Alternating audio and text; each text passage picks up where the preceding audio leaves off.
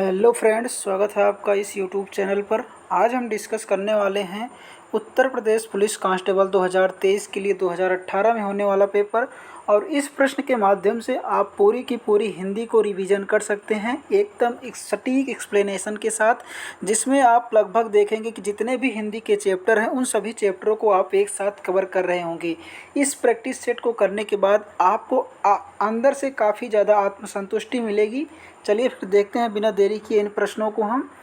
ये पेपर है उत्तर प्रदेश पुलिस 18 जून 2018 second shift का। चलिए हम देखते हैं। पहला प्रश्न है कि निम्नलिखित में से कौन से शब्द में री की मात्रा का उपयोग हुआ है। किस में री की मात्रा का उपयोग हुआ है? तो यहाँ देखते हैं, आपको जब भी इस प्रकार से र मिले तो वहाँ समझ लीजिए हमेशा वो किसकी मात्रा होती है, तो वो री की मात्रा होती है। तो इस प्रकार से जो वृष्टि ऑप्शन है ये आपका डी ऑप्शन सही हो जाता है। ठीक है, कहीं भी आपको इस प्रकार से मात्रा मिले तो समझ लीजिए ये किसकी मात्रा है, री की ही मात्रा है। आगे बात करते हैं दूसरा प्रश्न। आगे है कि दूसरा सा का उच्चारण स्थान कौन सा है। देखिए इस सा, तीन प्रकार के सा होते हैं जिनका हम उच्चारण स्थान जानेंगे। तो इस वाले सा का उच्चारण स्थान क्या होता है, तालु से होता है। जबकि जो ये वाला सा होता है उसका क्या होता है, दंत से होता है। किससे होता है, दंत से। जबकि एक सा ये होता है, इसका किससे होता है, तो इसका होता है मूर्धन्य से। ठीक है, आगे चलते हैं। आगे तीसरा प्रश्न है हमारा, कौन से शब्द में र व्यंजन नहीं है। इनमें से बताना है आपको कौन से व्यंजन में जो र व्यंजन है वो नहीं है, मात्र, मूर्धा या क्रम या मातृभूमि। देखिए यहाँ पे भी र का प्रयोग हुआ है, यहाँ से आप स्पष्टता जान पाएंगे, यहाँ से भी जान पाएंगे, लेकिन यहाँ पे कन्फ्यूजन हो गए। आप कहेंगे कि यहाँ पे त्रि है, लेकिन आप यह भी जानिए कि ये जो री दिया गया है, री प्लस आ से मिलके क्या बनता है, रा बनता है। ठीक है, तो आप इसको अच्छी तरह से तब जान पाएंगे जब आपने एक टॉपिक है वर्णमाला के अंतर्गत वर्ण विच्छेद सही से पढ़ा होगा, तो आप इसके अंतर्गत जान पाएंगे। यहाँ पे जो मात्र शब्द है इसमें जो है र व्यंजन का प्रयोग नहीं हुआ है, तो ऑप्शन नंबर ए यहाँ पे इसलिए सही हो जाता है। आगे है कि संज्ञा का भेद नहीं होता। संज्ञा का भेद इनमें से कौन सा नहीं है ये बताना है आपको। तो उससे पहले हम संज्ञा के बारे में थोड़ा जान लेते हैं। संज्ञा कितने प्रकार की होती है, तो यहाँ पे संज्ञा जो है 5 प्रकार की होती है। व्यक्तिवाचक संज्ञा, जातिवाचक संज्ञा, भाववाचक संज्ञा, और इसके अलावा द्रव्यवाचक संज्ञा और समूहवाचक संज्ञा। तो इनमें से व्यक्तिवाचक भी दिया गया है, जाति भी दिया गया है, भाववाचक भी दिया गया है, लेकिन यहाँ पे निजवाचक संज्ञा नहीं दी गई है। तो इस प्रकार से हमारा चौथे ऑप्शन में option number C is the right answer. पांचवा प्रश्न है कि निम्नलिखित में से कौन सा शब्द पुल्लिंग है। आप जानते हैं कि हिंदी में पुल्लिंग, हिंदी में लिंग की बात करें तो 2 प्रकार का होता है, स्त्रीलिंग और पुल्लिंग। यही संस्कृत में बात करोगे 3 प्रकार का होता है, स्त्रीलिंग, पुल्लिंग और नपुंसक लिंग। लेकिन हमें हिंदी में बात करना है और इसको पहचानने के लिए हम अच्छा या अच्छी शब्द का प्रयोग करते हैं। ठीक है, तो अच्छा वचन, तो यहाँ पे अच्छा शब्द बैठ रहा, इसलिए हमारा ए जो है ऑप्शन नंबर सही हो जाता है। आगे चलते हैं। छठा प्रश्न है कि सदा बहुवचन में प्रयुक्त होने वाला शब्द कौन सा है, घर, प्रत्येक, दर्शन या मुनि। तो आप जानते हैं कि जो सदा बहुवचन में प्रयुक्त होने वाला शब्द होता है वो दर्शन है। इसी प्रकार से प्राण हो जाता है, हस्ताक्षर हो जाता है। ठीक है, तो ये सब क्या है, सदा बहुवचन प्रयोग होने वाले शब्द हैं। अगला प्रश्न है कि हरिमोहन अपनी बहन को पुस्तक देता है, रेखांकित में पद में कारक चिन्ह आपको बताना है।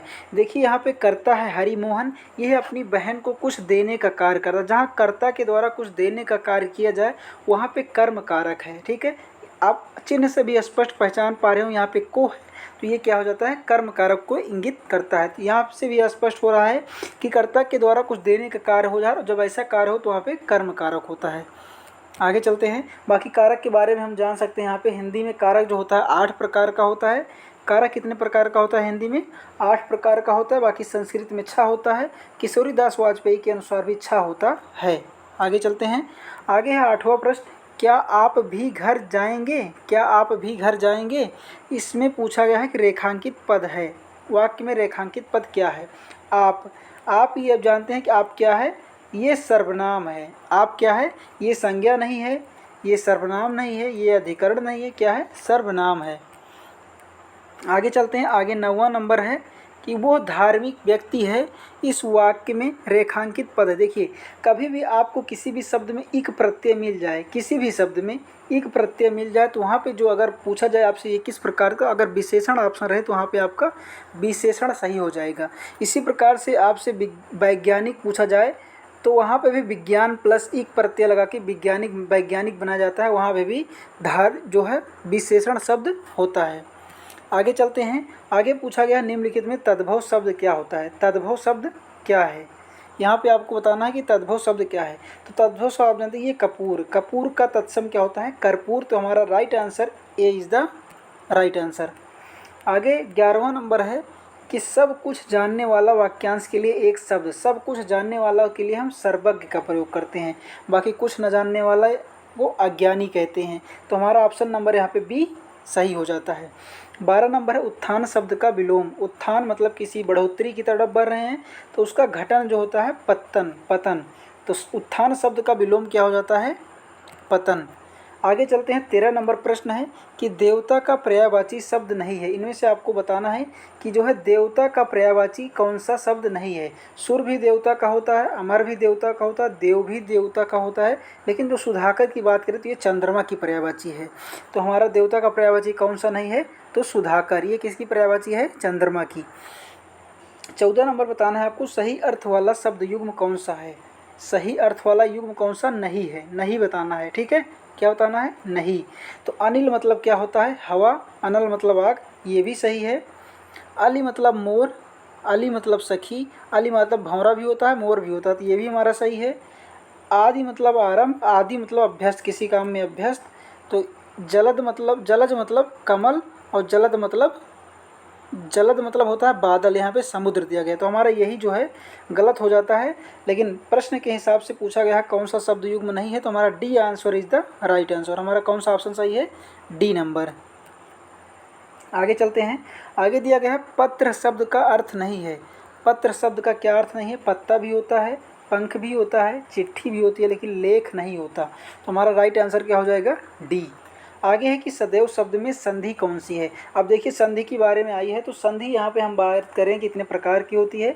तो संधि के 3 प्रकार होते हैं। कौन कौन सी संधि ये भी जानेंगे, स्वर संधि, व्यंजन संधि, विसर्ग संधि। और वहीं पर हम ये भी बात कर सकते हैं कि स्वर संधि के जो है 5 प्रकार होते हैं। दीर्घ स्वर संधि, गुण स्वर संधि, वृद्धि स्वर संधि, यड़ स्वर संधि और अयादि स्वर संधि, ठीक है। तो आपसे यहाँ पूछा गया सदैव में कौन सी संधि है। तो सदैव में हम बात करें तो यहाँ पे हो जाती है वृद्धि, कौन सी हो जाती है, वृद्धि स्वर संधि हो जाती है, ठीक है। कौन सी है, वृद्धि स्वर संधि। आगे है प्रत्येक में उपसर्ग है। प्रत्येक में उपसर्ग, तो यहाँ पे प्रति उपसर्ग है, लेकिन आपसे मान लीजिए यहाँ पे संधि विच्छेद पूछा होता है, इसमें कौन सी संधि है, तो यहाँ पे हो जाती है यण स्वर संधि, और इसका वो क्या हो जाती है, संधि विग्रह क्या हो जाता है, प्रति प्लस 1। तो 17 नंबर पूछा गया है प्रत्येक शब्द का उपसर्ग क्या है, तो प्रति उपसर्ग का प्रयोग हुआ है। आगे है वैज्ञानिक शब्द में प्रत्यय है। देखिए अभी हमने ऊपर आपसे बताया है कि वैज्ञानिक यानी एक प्रत्यय लगा तो ये भी एक विशेषण शब्द हो जाता है। तो आपसे पूछा गया शब्द में प्रत्यय कौन सा लगा है, तो इक प्रत्यय लगा हुआ है यहाँ पे। आगे है 19 नंबर प्रश्न है। आगे कह रहा है कि बहुत दिनों बाद दिखना अर्थ का मुहावरा क्या है। तो मुहावरा फारसी भाषा का शब्द है। बहुत दिनों बाद देखने का मतलब होता है ईद का चांद होना, ईद का चांद होना। आगे चलते हैं। धोबी का कुत्ता, न घर का न घाट का, लोकोक्ति का अर्थ क्या होता है। इसका अर्थ है कहीं ठौर ठिकाना न होना। क्या मतलब है इसका, कहीं ठौर ठिकाना न होना। आगे प्रश्न है कि निम्नलिखित में से अशुद्ध वाक्य छाटिए। कृष्णा जी के अनेकों नाम, देखिए यहीं पे हमें पहला ही गलत मिल गया, क्योंकि अनेकों शब्द नहीं होता, यहाँ पे अनेक शब्द होता है, ठीक है। तो ऑप्शन नंबर हमारा ए यहाँ पे सही हो जाता है। आगे है सद्भावना में शब्द में कौन सा समास है। सद्भावना, सत है जो भावना, इसका हम विग्रह करेंगे तो सत है जो भावना, और आप जानते हैं है जो या के समान आता है तो वहाँ पे कर्मधारय समास हो जाता है। बाकी हम बात करें समास कितने प्रकार का होता है, तो यहाँ पे समास की बात करें तो समास कितने प्रकार का होता है, तो यहाँ पे हम बात करें समास 6 प्रकार का होता है। कितने प्रकार का होता है, 6 प्रकार का। अव्ययी भाव समास हो जाता है, तत्पुरुष समास हो जाता है, कर्मधारय समास हो जाता है, द्विगु समास, इसके अलावा बहुब्रीहि समास और द्वंद्व समास हो जाता है। आगे चलते हैं। आगे है कि मुद्रित मुदित मनोहर मानस देखा, मुदित मनोहर मानस देखा में अलंकार कौन सा है? आपने अलंकार के बारे में पढ़ा होगा कि अलंकार 3 प्रकार के होते हैं, शब्द अलंकार, अर्था अलंकार और उभय अलंकार। जहाँ शब्दों के माध्यम से चमत्कार उत्पन्न होती है वहाँ पे कौन सा अलंकार होता है? शब्द अलंकार। और जहाँ अर्थों के माध्यम से चमत्कार उत्पन्न होता है वहाँ अर्थक अलंकार। ठीक है, आगे पूछा है मुदित मनोहर मानस देखा, तो यहाँ पे हमारा कौन अलंकार हो जाता है? अनुप्रास अलंकार। क्यों अनुप्रास अलंकार हो जाता है? क्योंकि आपने यहाँ पे देख रहे हैं कि माँ और माँ बार बार माँ माँ की आवृत्ति हो रही है। ठीक है, आगे चलते हैं। आगे है वीर रस का अस्थाई भाव क्या होता है? तो वीर रस का अस्थाई भाव आप जानते हैं कि उत्साह होता है। वीर रस का अस्थाई भाव क्या होता है? उत्साह हो जाता है। ठीक है, रस के बारे में थोड़ा से बात करेंगे तो अस्थाई भाव की संख्या कितनी होती है? 9, और भरत मुनि के अनुसार 8 होती है। हिंदी में कुल रस की संख्या कितनी होती है? 11 होती है। आगे प्रश्न है, आगे कह रहा है कि दामिनी दमक रही है घन माही, खल के प्रति जथा थिर नाही, इन पंक्तियों में कौन सा छंद है? तो छंद पूछा गया है। छंद हम बेसिकली बात करें तो छंद कितने प्रकार का होता है? तो छंद जो प्रकार होते हैं उसके 3 प्रकार होते हैं, एक मात्रिक छंद, एक वर्णिक छंद और एक मुक्तक छंद। ठीक है, तो यहाँ पूछा गया है कौन सा छंद है? तो छंद को हम गिनने के लिए पहले मात्राओं को गिनते हैं। यहाँ पे 2, 3, 4, 5, 6, 7, 8, 2 10, 11, 12, 2 14, 2 16। देखिए इसमें 16 मात्रा हैं, तो 16 मात्रा इसमें, 16 मात्रा इसमें, तो ये क्या हो जाता है? एक चौपाई हो जाता है। चौपाई की बात करें तो ये एक सममात्रिक छंद है जिसके प्रत्येक 4 चरण होते हैं और प्रत्येक चरण में कितनी मात्राएं होती हैं? 16 मात्राएं होती हैं। आगे कह रहा है कि निम्नलिखित में से भाववाच्य का उदाहरण है। अब देखिए वाच्य है तो हम जानते हैं वाच्य कितने प्रकार का होता है। वाच्य 3 प्रकार का होता है, एक होता है कृतिवाच्य, एक होता है कर्मवाच्य, एक होता है भाववाच्य। हम बात करें जो कृतिवाच्य होता है इसमें क्रिया सकर्मक और अकर्मक दोनों होती है, जबकि कर्मवाच्य में क्रिया सकर्मक होती है और भाववाच्य में क्रिया आकर्मक होती है। तो यहाँ से आपसे पूछा भाववाच्य का उदाहरण है। तो देखिए अब चला जाए, रवि आम चूसता है, मोहनी पत्र लिखती है, या शीला से खाया नहीं जाता। तो रवि आम चूसता है, क्या चूसता है? आम। रवि आम चूसता है, तो यहाँ पे आपका कृतवाच्य हो जाएगा और यहाँ भी कृतवाच्य है, लेकिन यहाँ पे ऑप्शन नंबर डी में जो होता है ये भाववाच्य हो जाएगा। आगे है 27 नंबर, नेताजी ने कहा था तुम मुझे खून दो मैं तुम्हें आज़ादी दूंगा। इसमें कौन सा चिन्ह का प्रयोग हुआ? देखिए यहाँ पे जो है ये चिन्ह है उद्धृढ़ चिन्ह का है, लेकिन उद्धृढ़ चिन्ह की बात करें तो ये 2 प्रकार का होता है, एक एकहरा उद्धृढ़ चिन्ह और एक दोहरा उद्धृढ़ चिन्ह। दोहरा उद्धृढ़ चिन्ह का हम प्रयोग किसी भी कथन को, जो जैसे यहाँ पे नेताजी ने कहा है तो इनके कथन को व्यक्त करने के लिए हम दोहरे उद्धृढ़ चिन्ह का प्रयोग करते हैं, जबकि किसी व्यक्ति का उपनाम हो गया उसको व्यक्त करने के लिए हम एकहरा उद्धृढ़ चिन्ह का प्रयोग करते हैं। जैसे रामधारी सिंह दिनकर की बात करें तो यहाँ रामधारी सिंह दिनकर का उपनाम क्या है? दिनकर। अब दिनकर को हम लिखने के लिए एकहरा उद्धृढ़ चिन्ह का प्रयोग करेंगे। चलिए आगे चलते हैं, और आगे हमारा कौन सा नंबर है? 28वां नंबर क्वेश्चन आगे है। वह काम नहीं करता वाक्य में अव्यय पद है। आप जानते हैं कि अव्यय एक अविकारी शब्द है जिसे परिवर्तित नहीं किया जा सकता, तो यहाँ पे वह क्या हो जाता है? ये एक अविकारी शब्द है। अब यहाँ से आपका गद्यांश आ गया और ध्यान से पढ़ना, एक ही बार में इसका उत्तर हमें लिखना है। ठीक है, यहाँ पे कह रहा है कि यहाँ से शुरू होता है, एक बालक सुबह के समय अकेला स्कूल जा रहा था, रास्ते में एक स्टेशन था, वो रेल में पटरी के पास से गुजर रहा था कि अचानक उसकी नज़र रेल की पटरी पर गई। वो उखड़ी हुई थी। बालक ने घड़ी देखी, गाड़ी आने वाली थी। उसने सोचा कि अगर गाड़ी इस पटरी पर गुजरेगी तो इसका भयंकर परिणाम हो सकता है। इसका भयंकर परिणाम हो सकता है। अभी वो इससे आगे सोच भी ना पाया था कि गाड़ी की सीटी सुनाई दी। बस फिर क्या था? बालक के सामने एक ही लक्ष्य था, मुसाफिरों की जान बचाना। देखते ही देखते इंजन दिखाई देने लगा। बालक कूदकर दोनों पटरियों के बीच खड़ा होकर अपनी कमीज हिलाने लगा। क्या हिलाने लगा? कमीज हिलाने लगा। ड्राइवर की नज़र उस बालक पर पड़ गई और उसने ब्रेक लगा दी, लेकिन गाड़ी बिल्कुल बालक के पास आकर रुकी। ड्राइवर ने क्रोध से पूछा, क्या तुम्हें अपनी जान की कोई परवाह नहीं? गाड़ी क्यों रोकी? तो बालक ने रेल की उखड़ी हुई पटरी दिखाई और कहा, अगर मैं ऐसा ना करता तो सैकड़ों लोगों की जान चली जाती। अब चलिए हम इन प्रश्नों का उत्तर देंगे। तो पहला प्रश्न पूछा गया इसे, बच्चे ने घड़ी क्यों देखी? बच्चे ने घड़ी क्यों देखी? क्योंकि गाड़ी आने वाली थी, क्योंकि रेल का समय हो गया था। Option number B is the right answer. और दूसरा प्रश्न उसी में से पूछा गया कि बच्चे का कमीज हिलाना क्या व्यक्त करता है? सूझबूझ, बेवकूफ़ी, शरारत या असावधानी? तो सूझबूझ को, क्योंकि उसने ट्रेन को रोकने के लिए प्रयोग किया था उस कमीज को हिलाने के लिए। अगला प्रश्न पूछा गया है, रेल ड्राइवर को क्रोध क्यों आया?